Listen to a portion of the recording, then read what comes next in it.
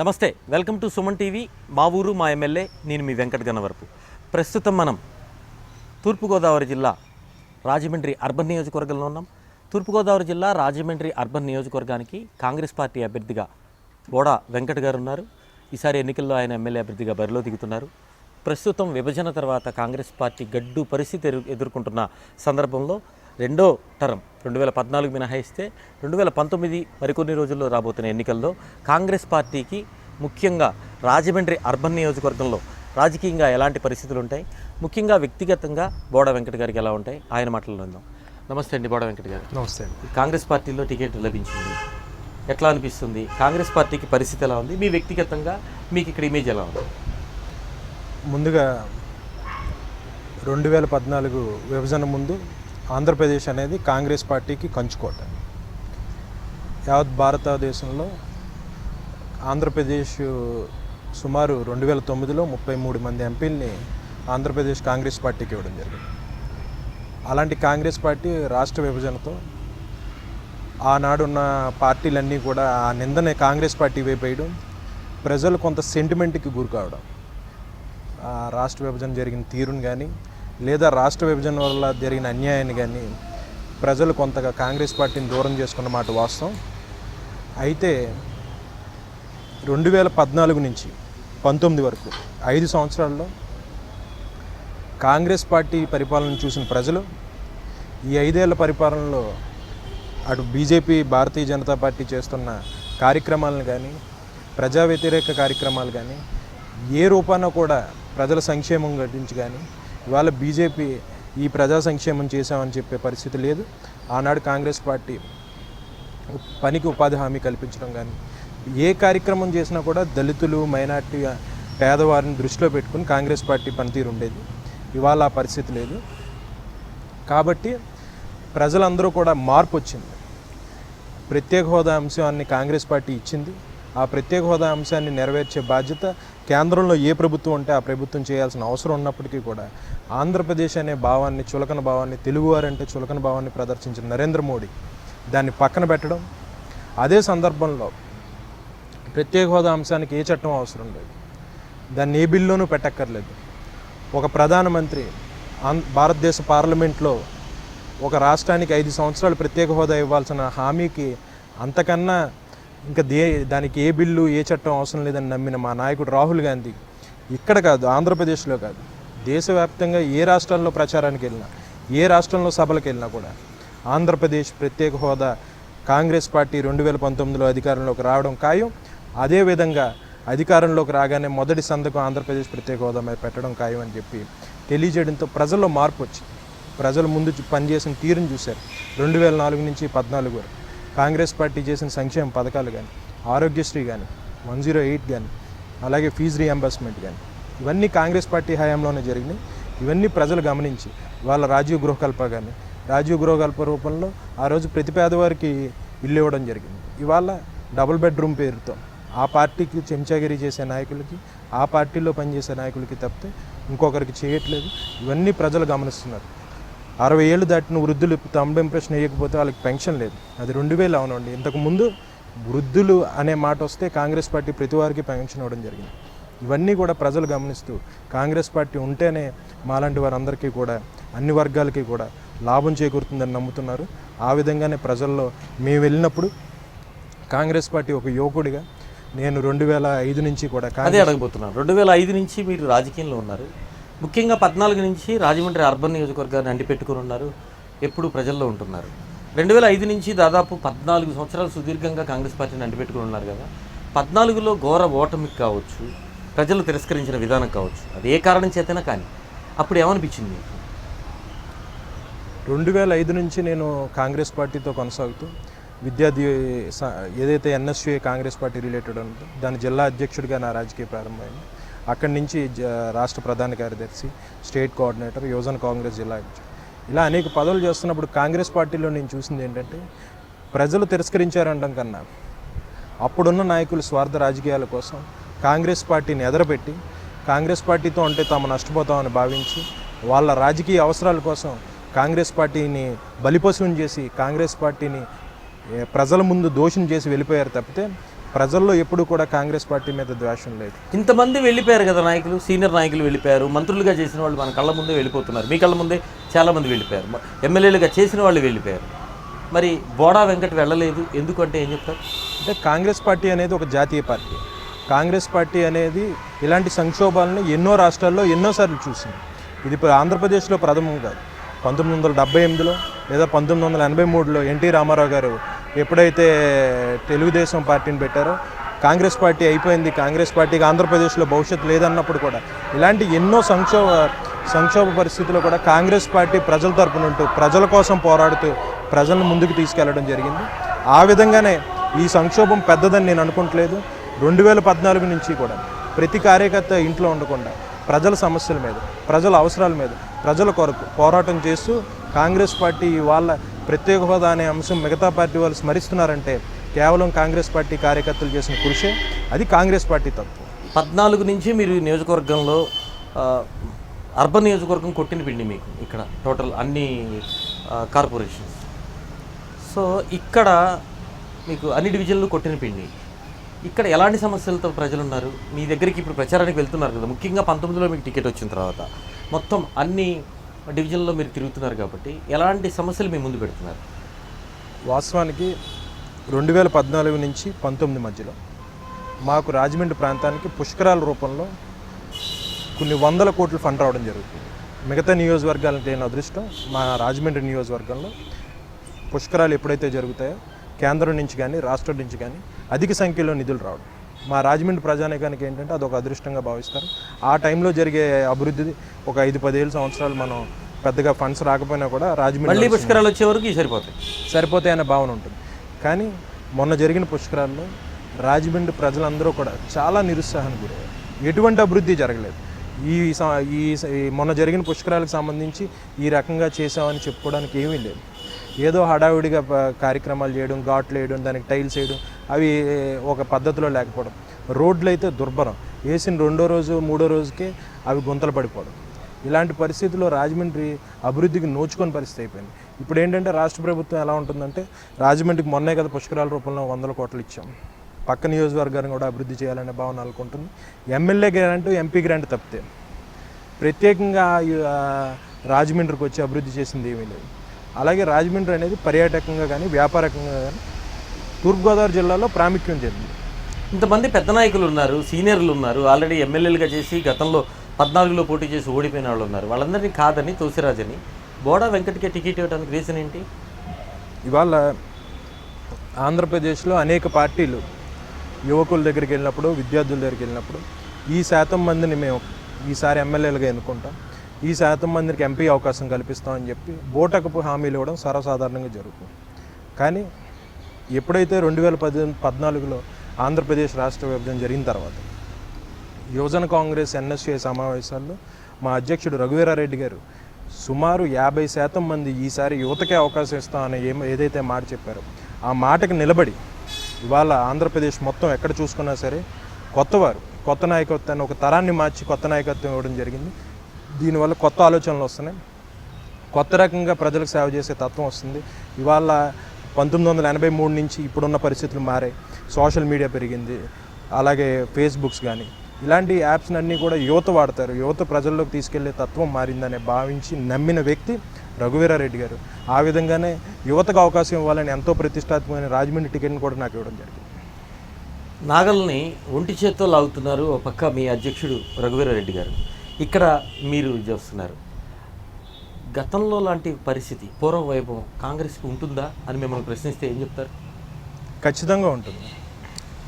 ఆ నాగలి ప్రజల కోసం లాగుతున్నారు రఘువీరారెడ్డి గారు, పార్టీ కోసం, వ్యక్తిగతంగా కోసం రాగట్లేదు. ప్రజలు ఇన్ని కోట్ల మంది ప్రజలకు జీవనోపాధి లేదంటే ఒక సంజీవినిలాగా ఉన్న ప్రత్యేక హోదా అనే అంశాన్ని భుజాన్ని ఎత్తుకుని ఒక్కడే మొదటి అడుగేసి ప్రత్యేక హోదా అనే అంశాన్ని ఎప్పుడో పక్కన పెట్టేశారు. ప్రత్యేక హోదా అనే అంశం పాచిపోయిన లడ్డు అన్నారు, స్పెషల్ ప్యాకేజ్ అన్నారు. ఇవాళ ఆ ప్రతి నాయకుడు కంఠోపదంగా ఏ మీటింగ్ వెళ్ళినా కూడా ప్రత్యేక హోదా అంశం లేకుండా మాట్లాడే పరిస్థితి లేకుండా చేసిన వ్యక్తి రఘువీరారెడ్డి గారు. ఆ రఘువీరారెడ్డి గారు 2019లో అధికారంలోకి రాగానే ఖచ్చితంగా ప్రత్యేక హోదా అనే అంశం ఆంధ్రప్రదేశ్కి నడుచుకుంటూ వస్తుంది. ఏ నినాదంతో 2019లో ప్రచారం చేస్తున్నారు మీరు? మేము రాహుల్ గాంధీ కాంగ్రెస్ పార్టీ గతంలో చేసిన పథకాలు కానీ భవిష్యత్తులో చేయబోయే పథకాలు కానీ ఇప్పుడు మొన్న 4 రోజుల క్రితం రాహుల్ గాంధీ గారు అనౌన్స్ చేయండి, ఎవరైతే నిరుపేద కుటుంబాలు ఉంటాయో జీవనోపాధి దొరకకుండా ఇబ్బందులు పడుతున్నారో ఆ కుటుంబాలన్నిటికీ కూడా ఏడాదికి 72,000 వారి అకౌంట్లో ఏ దళారులు లేకుండా ఏ అనుమతులు లేకుండా కేంద్ర ప్రభుత్వం నుంచి డైరెక్ట్గా వారి అకౌంట్లో నెలకు 6,000 రూపాయలు డైరెక్ట్గా వాళ్ళ అకౌంట్లో పడిపోతాయి. బిలో ప్రావర్టీ లైన్ ఏదైతే కుటుంబాలు ఉన్నాయో ఆ కుటుంబాలన్నిటికీ కూడా కాంగ్రెస్ పార్టీ అధికారంలోకి రాగానే వారి అకౌంట్లో 6,000 రూపాయలు పడిపోవడం అనేది ప్రజల్లోకి వెళ్ళింది. అలాగే నిరుపేద కుటుంబాలకి సంవత్సరానికి 4 గ్యాస్ సిలిండర్లు, ఇవాళ వంట పొయ్యిలు, ఇప్పుడే మా రాజమండ్రి ప్రాంతంలో పాకలు కాలిపోయడం జరిగింది. అలాంటి దుర్ఘటనలు జరగకుండా ప్రతి పేద కుటుంబానికి కూడా సంవత్సరానికి 4 గ్యాస్ సిలిండర్లు ఇవ్వడం జరిగింది. అధికారంలో లేని పార్టీ 2014లో ఒక్క సీటు కూడా గెలవని పార్టీ. కాంగ్రెస్ పార్టీ పరిస్థితి గతంలో కంటే కొంత మెరుగుపడినా అంత ధైర్యం ఎవరు చేయరు, మీరు ధైర్యం చేశారు, అదొక ఫస్ట్ పాయింట్. రెండవది, కాంగ్రెస్ పార్టీకి గతంతో పోలిస్తే క్రెడిబిలిటీ లేకపోయినా మీ అర్బన్ నియోజకవర్గంలో కొంత మీ గాలి వీస్తోంది. కారణం ఏంటి? కాంగ్రెస్ పార్టీ క్రెడిబిలిటీ లేదని నేను అనుకుంటలేదండి. ఇవాళ ఏ కుటుంబంలోకి వెళ్ళినా కూడా కాంగ్రెస్ పార్టీ అధికారంలో ఉన్నప్పుడు లబ్ధి పొందని లబ్ధిదారుడు ఎవరైనా ఉన్నారు. అది ఏదో రకంగా ఆరోగ్యశ్రీ కానీ, 108 కానీ, ఫీజు రియంబర్స్మెంట్ కానీ, ఉచిత విద్యుత్ కానీ, లేదా రైతు రుణమాఫీ కానీ, ఇలాంటి అనేక సంక్షేమ పథకాల ద్వారా ఏ కుటుంబానికైనా లబ్ధి చేకూడా లేదు. అట్లీస్ట్ గ్యాస్ సబ్సిడీకి కూడా ఆంధ్రప్రదేశ్ ప్రభుత్వం ఆ రోజు ప్రత్యేకంగా కేంద్రంతో సంబంధం లేకుండా ఇచ్చిన సబ్సిడీ ద్వారా ఇలా అనేక అంశాల ద్వారా లబ్ధి పొందిన వారు ఉన్నారు. ఎప్పుడు కూడా ప్రజలతోనే మా కనెక్టివిటీ, ప్రజలతోనే మా పొత్తు, ప్రజలతోనే ఉంటాం, ప్రజల కోసమే పోరాటం చేస్తాం. ఇక్కడ రాజమండ్రి అర్బన్ నియోజకవర్గంలో మీరు అభ్యర్థిగా నిలబడ్డారు, ఈ నియోజకవర్గంలోనే ఉంటూ ఉన్నారు.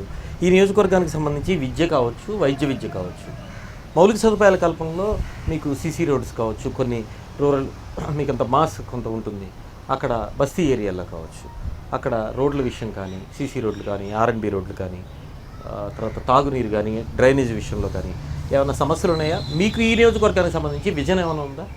నేను వస్తే ఎమ్మెల్యేగా గెలిస్తే ఇలా చేయాలి, అండర్గ్రౌండ్ డ్రైనేజీని మాస్ ఏరియాల్లో, స్లమ్స్లో ఇలా డెవలప్ చేయాలి, విద్యుత్ విషయంలో కానీ మీకు ఏమైనా విజన్ ఉందా? మీకు ముందుగానే చెప్పినట్టు మీరు చెప్పిన అంశాలన్నీ కూడా ఇక్కడ లేవనే ప్రజలు ఇబ్బంది పడుతున్నారు. ఇవాళ రూరల్ ఏరియాస్లోకి వెళ్తే బ్రహ్మాండమైన సీసీ రోడ్లు వాళ్ళకున్నాయి. వాళ్ళకి ప్రత్యేకంగా పంచాయతీ నుంచి కూడా ఫండ్స్ వస్తాయి. పంచాయతీరాజ్ నుంచి వచ్చే ఫండ్స్ని కానీ, లేదా ఎమ్మెల్యే ల్యాడ్స్ ఏదైతే ఉన్నాయో అవన్నీ వాడుకుని వాళ్ళు బ్రహ్మాండంగా చేసుకున్నారు. ప్రతిష్టాత్మకమైన రాజమండ్రి మాత్రం రోడ్లు చూస్తే ఇవాళ పెద్దగా ఓ మోస్తరు వర్షం పడితే ఈ రోడ్లలో తిరగలేని పరిస్థితి ఉంది. ఒక రకంగా వైట్ ఎలిఫెంట్ అంతే, అలాగే కనబడుతుంది. మా డిమాండ్ ఏంటంటే, నేను గెలిచినా ఎవరు గెలిచినా గెలుపు సమస్య కాదు. కాంగ్రెస్ పార్టీ భవిష్యత్తులో ఎవరైతే ఇక్కడ స్థానికంగా ఎమ్మెల్యేగా ఎన్నుకోబడతారో వాళ్ళు ప్రజలను ఉద్దేశించి ప్రజలకు అనుకూలంగా ప్రజలకు కావాల్సిన విధంగా పనిచేయాలని చెప్పి కాంగ్రెస్ పార్టీ పోరాటం చేస్తుంది. దాంట్లో ప్రప్రథమంగా ప్రతిపక్ష పాత్ర కాంగ్రెస్ పార్టీయే పోషిస్తుందని చెప్పి నేను బలంగా నమ్ముతాను. ఒకటి అధికార పక్షం టీడీపీ, 2 ప్రతిపక్ష పాత్ర పోషించిన ఇప్పటివరకు ప్రతిపక్షంలో ఉన్న వైఎస్ఆర్సీపీ, కొత్త పార్టీ జనసేన కూడా వచ్చింది, మొదటి నుంచి ఉన్న పార్టీ కాంగ్రెస్ పార్టీ. ఈ నలుగురిలో ఎవరికి మెరుగ్గా ఉంటుందంటే మీరేం చెప్తారు? ఖచ్చితంగా కాంగ్రెస్ పార్టీ అనేది జాతీయ పార్టీ. ఇప్పుడు తెలుగుదేశం పార్టీని 5 ఏళ్ళు ప్రభుత్వం చేసి వాళ్ళు ఇచ్చిన హామీలని ప్రజలు నమ్మి మొన్న 14లో అధికారం ఇవ్వడం జరిగింది. అధికారం ఇచ్చినప్పుడు ఆ హామీలని పక్కన పెట్టి ఈ 6 నెలల నుంచి మేము ఇది చేస్తాం అది చేస్తాం అని పెన్షన్లు పెంచడం కానీ, పసుపు కుంకుమ కానీ, డ్వాక్రా మహిళలకు రుణమాఫీ కానీ, ఇలాంటి అంశాలన్నీ కూడా ప్రజలు గమనిస్తున్నారు. ఇది ఎలక్షన్ స్టంట్ అని చెప్పి వాళ్ళు భావిస్తున్నారు. అదేవిధంగా వైఎస్ఆర్సీపీ ప్రతిపక్ష పార్టీ అంటే ఇంకా వాళ్ళు పని చేయక్కర్లేదు, వాళ్ళు ప్రజల కోసం పోరాటం చేయక్కర్లేదు. జగన్మోహన్ రెడ్డి గారి తీరు ఎలా ఉంటుందంటే, ఎక్కడైనా బాబు మాకు కనీసం మరుగుదొడ్లు సదుపాయం లేదంటే కూడా నేను ముఖ్యమంత్రి అయ్యే వరకు ఆగమ్మా అనే తత్వం అయింది. సో ఇలాంటి జగన్మోహన్ రెడ్డి గారి ప్రతిపక్ష నేతగా ఉండడం కూడా ప్రజలు గమనించారు. ఇక జనసేన అనేది రోజు రోజుకి గ్రాఫ్ తగ్గుతున్న పార్టీ కానీ పెరుగుతున్న పార్టీగా నేను అనుకోవట్లేదు. 2009లో పీఆర్పీ ఇంతకన్నా బలంగా వచ్చినప్పటికీ కూడా ఇవాళ 2014లో జనసేన ఆ స్థాయిలో లేదు. ఖచ్చితంగా ఇవన్నీ ప్రాంతీయ పార్టీలు ఎలక్షన్లు, ఓట్లు, సీట్ల మీద ఆధారపడి ఉంటాయి. కానీ ఏదైతే జాతీయ పార్టీ ఉందో, ఎలక్షన్స్ ఎలా ఉన్నా, సీట్లు ఎలా ఉన్నా, ఓట్లు ఎలా ఉన్నా మీరు చూసే 2014 నుంచి 19 వరకు మా పోరాటం ఎక్కడ ఆగలేదు. మాకు జాతీయ స్థాయిలో నిర్ణయాలు జరుగుతాయి. కాబట్టి ప్రజలు జాతీయ పార్టీని కోరుకుంటారు, తాము ఆదరించిన కాంగ్రెస్ పార్టీ వైపే ఉంటారని చెప్పి నేను నమ్ముతున్నాను. 2004 నుంచి 2014 వరకు ఉమ్మడి రాష్ట్రంలో ఉన్న ఆంధ్రప్రదేశ్లో కావచ్చు, సెంట్రల్లో కావచ్చు, UPA 1, UPA 2 2 ఉన్నాయి. యూపీఏ 1 కానప్పుడు కూడా 2 కూడా రాహుల్ గాంధీకి అవకాశం వచ్చింది. ఆ రోజు ఏఐసిసి ఉపాధ్యక్షుడిగా, ఇప్పుడు అధ్యక్షుడిగా ఉన్నారు. సో తృణప్రాయంగా పదవికి వద్దు అని ఆయన తిరస్కరించడం వల్లే మళ్ళీ మన్మోహన్ సింగ్, ఆ రోజు ప్రధానమంత్రిగా ఉన్న మన్మోహన్ సింగ్కి రెండోసారి ప్రధాని అయ్యే అవకాశం వచ్చింది. అలాంటి త్యాగం చేసిన అలాంటి వ్యక్తికి క్రేజ్ పెరిగిందా అంటే మీరేం చెప్తారు? ఇవాళ ఆ కుటుంబాన్ని చూసుకుంటే వాళ్ళు ఏ రోజు కూడా అధికారం కోసం వెంపర్లాడిన కుటుంబం కాదు. కేవలం అప్పటి పరిస్థితుల వల్ల, అక్కడ ఉన్న పరిస్థితుల వల్ల రాజీవ్ గాంధీ కానీ, ఆ తర్వాత సోనియా గాంధీ కానీ, మీరు 2009లో చెప్తున్నారు, 2004లో సోనియా గాంధీ గారి నాయకత్వాన్ని కోరుకునే ప్రజలందరూ తీర్పిచ్చారు. ఆవిడే ప్రధానమంత్రి అని నమ్మారు. కానీ ఆవిడ తృణప్రాయంగా వదిలేసి ఆర్థిక చాణక్యుడు ఎవరైతే ఉన్నారో మన్మోహన్ సింగ్, ఇప్పుడున్న భారతదేశాన్ని ఇతనైతే నడపగలడని నమ్మి వివాదరహితుడు సౌమ్యుడు అయిన మన్మోహన్ సింగ్ అని పెట్టడం జరిగింది.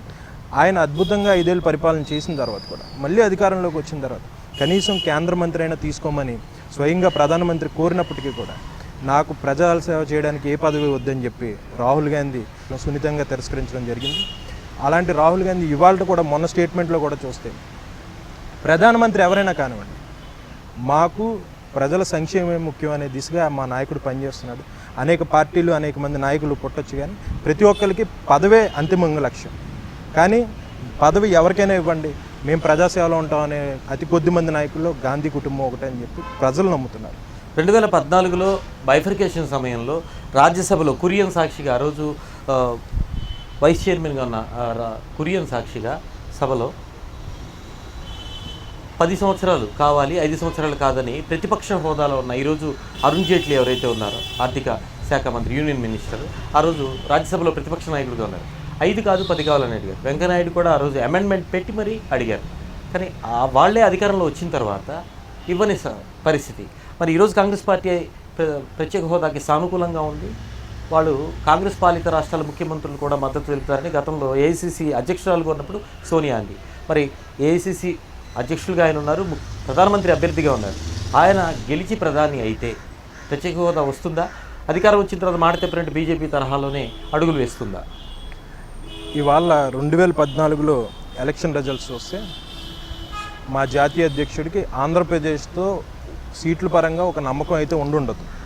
ఎందుకంటే ఇక్కడ కాంగ్రెస్ పార్టీ విభజన తర్వాత దెబ్బతిందనే నమ్మకంలో ఉండి కూడా ఆయన నిలబడిన స్టాండ్ ఏంటంటే ప్రత్యేక హోదా అనే అంశాన్ని హౌస్లో ఒక ప్రధానమంత్రి స్పీకర్ ముందు ఇన్ని సంవత్సరాలు ఇవ్వడానికి కాంగ్రెస్ పార్టీ నిర్ణయించుకుందని తెలియజేసిన తర్వాత దానికి ఏ చట్టం అవసరం లేదు, దాన్ని అమలు చేసే బాధ్యత మేము తీసుకుంటాం. ఇక్కడ చంద్రబాబు కానీ ఇంకొకరు కానీ ఎవరు ముఖ్యమంత్రి అయినా సరే మేము అధికారంలోకి వస్తే ఆంధ్రప్రదేశ్కి ప్రత్యేకంగా 5 సంవత్సరాలు ప్రత్యేక హోదా 5 సంవత్సరాలు ఇవ్వడం జరుగుతుందని చెప్పి ఎక్కడ జరిగినా, తెలంగాణ ఎలక్షన్స్లో జరిగినా అక్కడ ఓట్లు పోతాయని తెలిసినా కూడా సోనియా గాంధీ కానీ రాహుల్ గాంధీ కానీ ధైర్యంగా ఆ విషయం చెప్తూనే వాళ్ళ నిబద్ధతను తెలియజేశారు. అలాగే మీరు ఇందాక అన్నారు అరుణ్ జైట్లీ కానీ వెంకయ్యనాయుడు కానీ, వాళ్ళు చేసిన దుర్మార్గం వల్లే ఇవాళ ఆంధ్రప్రదేశ్లో మొన్న 4 ఎమ్మెల్యేలు కానీ ఎంపీ కానీ ఇలా అనేక సీట్లు నెగ్గిన బీజేపీ ఇవాళ ఓట్ల విషయం పక్కన పెడితే వాళ్ళ పాంప్లెట్లు ప్రజలు కూడా తీసుకుంటారు. ఆ దుస్థితికి వచ్చింది ఆంధ్రప్రదేశ్. మీరు చెప్తున్నట్లు బీజేపీ కొన్ని తీసుకున్న నిర్ణయాలు కానీ ఇచ్చిన హామీలు కానీ నెరవేర్చకపోవడం, విభజన చట్టంలో ముఖ్యంగా ఆంధ్రప్రదేశ్కి ఇచ్చిన హామీలను ఏ ఒక్కటి చేయకపోవడం అని చెప్తున్నారు. ఆ బీజేపీ వ్యతిరేకతని సానుకూలంగా మలుచుకోవడంలో కాంగ్రెస్ పార్టీ సఫలమైందా అంటే? ఖచ్చితంగా సఫలమైంది. కాబట్టే ఇవాళ కాంగ్రెస్ పార్టీకి ఇంకొక 20-30 సంవత్సరాలు ఆంధ్రప్రదేశ్లో భవిష్యత్తు లేదన్న నాయకులు కూడా మా దగ్గరకు వచ్చి, ఇప్పుడు మాతో 35 సంవత్సరాలు పోరాటం చేసిన టీడీపీ కూడా మా జాతీయ అధ్యక్షుడి దగ్గరికి వెళ్ళి కాంగ్రెస్ పార్టీ వస్తేనే కేంద్రంలో మాకు ప్రత్యేక హోదా వస్తుంది, ఆంధ్రప్రదేశ్ మళ్ళీ బతికి బట్టకడుతుందని చెప్పి నమ్మి అలాంటి పార్టీలు కూడా మా దగ్గరకు వచ్చి మద్దతు ఇవ్వడం జరిగింది. అక్కడ ఆమ్ ఆద్మీ పార్టీ కానీ, అలాగే ఎస్పీ కానీ, బీఎస్పీ కానీ, ఇలా అనేక పార్టీలు కాంగ్రెస్ పార్టీ అధికారంలోకి రావడం వల్లే అక్కడ రాష్ట్రాల్లో అభివృద్ధి జరుగుతుందని నమ్ముతున్నారు. అది 5 ఏళ్లలోపే ఎప్పుడు కూడా బీజేపీకి ఒక ఆనవాయితీ ఉంది. 99 నుంచి 2004 5 సంవత్సరాలకు మించి వాళ్ళు ప్రభుత్వం రన్ చేయలేరు, ప్రజల్ని మోసం చేయలేరు. మోసం ఎక్కువ రోజులు ప్రజలు వాళ్ళు చేసే పనితీరుని విశ్వసించారు. 5 ఏళ్ళ కంటే ప్రజలు ఎక్కువ నమ్మరు అని మీ భావన అంతే. సో 2004 కంటే ఇప్పుడు కొంత బెటర్గా ఉంది కాంగ్రెస్ పార్టీ పరిస్థితి. ఇప్పుడు 14 కంటే ఇప్పుడు బెటర్గా ఉంది. ఇప్పుడు కంటే రేపు కాంగ్రెస్ పార్టీ కేంద్రంలో అధికారంలో వస్తుందని చెప్తున్నారు. ఆ తర్వాత ఆంధ్రప్రదేశ్లో పరిస్థితులు ఎట్లా ఉంటాయి? ఖచ్చితంగా ఎప్పుడైతే ఆంధ్రప్రదేశ్కి ప్రత్యేక హోదా అనేది రావడం జరుగుతుందో ప్రజలే గమనిస్తారు.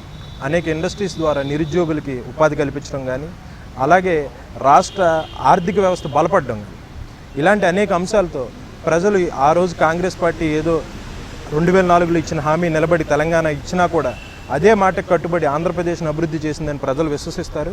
ఖచ్చితంగా మళ్ళీ ఆంధ్రప్రదేశ్ కాంగ్రెస్ పార్టీ కంచుకోట అవడం ఖాయం. అది అందులో ఎటువంటి సందేహం లేదు. సూటిగా ప్రశ్న, బోడా వెంకట్కు ఎందుకు ఓటు వేయాలని అడిగితే ఏం చెప్తారు? నిస్వార్థంగా ప్రజల మధ్య ఉంటూ ప్రజల కోసం పనిచేసే వాళ్ళు కావాలనుకుంటే కాంగ్రెస్ పార్టీకి నాకు ఓటు వేయాలి. డబ్బుతోనో లేదా పలానా నాయకుడి వల్ల వచ్చేవాను, పలానా నాయకుడిని చూసి మమ్మల్ని ఓటేవానంటే ఇతర పార్టీలకు ఓటు. ముఖ్యంగా రాజమండ్రి అర్బన్ నియోజకవర్గ ప్రజలకు ఏం చెప్తారు? రాజమహేంద్రవరం ప్రజలకు తెలియజేసేది ఏంటంటే, అతి చిన్న వయసులోనే ఎంతో ప్రతిష్టాత్మకమైన జాతీయ కాంగ్రెస్ పార్టీ నన్ను ఎన్నుకుని ఇవాళ అర్బన్ అసెంబ్లీ అభ్యర్థిగా ప్రకటించడం జరిగింది. నేను ప్రతి ఇంట్లో ఒక బిడ్డలాగా, ఒక అన్నలాగా, ఒక తమ్ముళ్ళలాగా ఉంటాను. ఏదైనా సరే మీకు ఒక ఫోన్ కాల్ దూరంలో ఉంటాను. రేపొద్దున ఎలక్షన్ తర్వాత ఎలాంటి రిజల్ట్స్ వచ్చినా కూడా మీ ప్రతి సమస్యకి మీకు అందుబాటులో ఉంటూ మీ తరపున పోరాటం చేసే ఒక మీ కుటుంబ సభ్యుడిగా భావించి మీరందరూ నన్ను ఆదరించాలని చెప్పి కోరుకుంటున్నాను. థ్యాంక్ యూ అండి బోడా వెంకట్ గారు. రాజమండ్రి అర్బన్ నియోజకవర్గానికి మీ సేవలు అందుబాటులోకి రావాలని, మొదటిసారిగా ఎమ్మెల్యేగా అభ్యర్థిగా పోటీ చేస్తున్న మీరు అసెంబ్లీకి వెళ్ళాలని, మీ సేవలు నియోజకవర్గానికి ఉపయోగపడి పేద, బడుగు, బలహీన వర్గాలు, మధ్యతరగతి ప్రజలకి అందరికీ అందుబాటులో రావాలని సుమన్ టీవీ మనస్ఫూర్తిగా కోరుకుంటుందండి. 2005 సంవత్సరం నుంచి కాంగ్రెస్ పార్టీని నమ్ముకుని ఉంటూ వృద్ధండులు ప్రజలను అనేక కోణాల్లో ఏలిన వారు పార్టీని వీడినా, రాజకీయ సంక్షోభంలో పార్టీని ఇబ్బంది పెట్టినా, ఎన్ని ఇబ్బందులకు గురైనా పార్టీని వీడలేదని, ముఖ్యంగా కాంగ్రెస్ పార్టీ టికెట్ ఇవ్వటం, ఇంకా కాంగ్రెస్ పార్టీ మీద సానుకూలత పెరగటం, తాను నియోజకవర్గాన్ని అంటిపెట్టుకుని ఉండే విధానమే రాజమండ్రి అర్బన్ నియోజకవర్గ ప్రజలు తనను గెలిపిస్తారని కాన్ఫిడెంట్గా చెప్తున్న సందర్భం. ఇవి రాజమండ్రి అర్బన్లో ఉన్న పరిస్థితులు. చూస్తూనే ఉండండి సుమన్ టీవీ.